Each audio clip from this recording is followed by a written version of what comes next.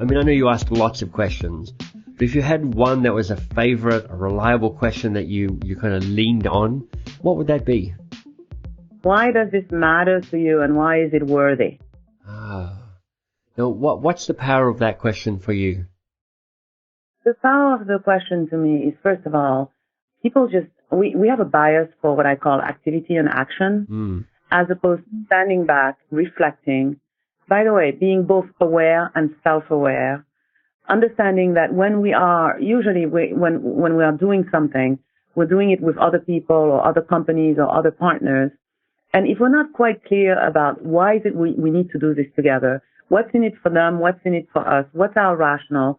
And I have this thing that when you're having a one-on-one with yourself, a one-on-one meaning a meeting with yourself, right? Preferably at home, end of the day, right before you go to sleep, where nobody's seeing you, nobody's judging you. Right. You can't lie to yourself, that's for sure. And really ponder, because if you're not clear about that, first of all, let's say you're doing it for ego. Let's say you're doing it only for rewards. Let's say you're doing it only for yourself. It's going to come through in how you are interacting with the other person or with the other company or with the other partner. Second thing is, if you don't understand why it's important to the other person, same issue is going to happen. So being really rooted into that. And if it's a negative thing, how do you add some positive? And if it's overly positive, how do you temper? Because just because it's super cool to you doesn't mean, and super clear, doesn't necessarily mean it's going to be to the other party. So you talked about when you kind of review for what reason are you doing this for yourself, and you talked about some of the reasons that might not be satisfactory, like, you know, immediate reward or ego. It feels implicit in that there are some bigger reasons why you might do something that are more important. So what are you looking for as an answer for, I have to be able to tick this box or this box or this box for us to commit to that? Does that make sense as a question? It's a bit convoluted. I get it.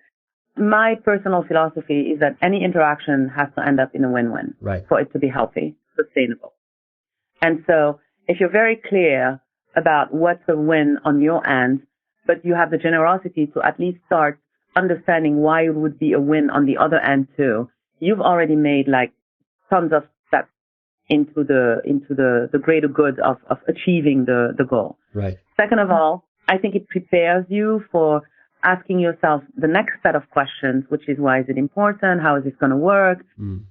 What's the end goal? What are the steps? What's the roadmap? I don't want to say it helps you develop a plan, because plan, people think about, you know, a series of tasks, but at least a roadmap to get to the end goal. It also helps you put into place monitors and triggers and think about, these are the assumptions I'm making. What if they don't come through? What if they were wrong? How will I adjust? And so on and so forth. So I've found it to just be very good in terms of the essence.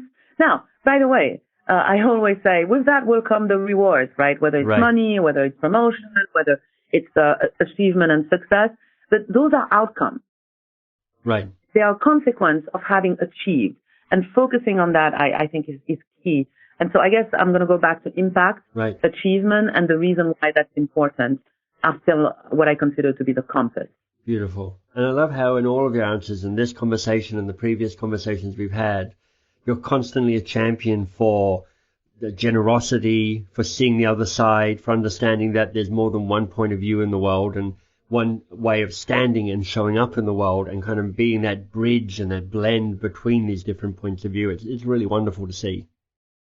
Thank you. I appreciate that. You know, with the democratization of information and expertise, through not just the formal education system, but through the internet and through the just, you know, costs have come down. I mean, there are 7-something billion of us. Right. We all have very complicated brains. Yeah. And we come from different environments and walk a different path to think that there is only one single absolute point of view. To me, it always cracks me up when I run into folks who have that viewpoint. I'm like, seriously, really?